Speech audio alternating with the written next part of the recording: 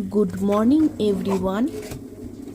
সবাই আজ ব্রেকফাস্টে কি বানাচ্ছ আমাকে কমেন্টে জানিও। কিন্তু রোজ রোজ একই রকম ব্রেকফাস্ট বাচ্চারা খেতে চায় না। তোমাদের বাচ্চারাও কি তাই করে? তাড়াতাড়ির মধ্যে একটা হেলদি ব্রেকফাস্ট বানাচ্ছি। ব্রেকফাস্ট স্কিপ করা বাচ্চাদের জন্য কিন্তু একদম ঠিক নয়।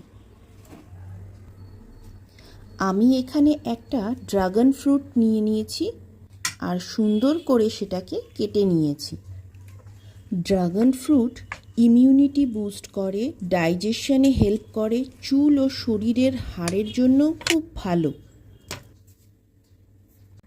রাইস কেক কিউই জ্যাম লাগিয়ে আমার মেয়ের ব্রেকফাস্ট কিন্তু রেডি।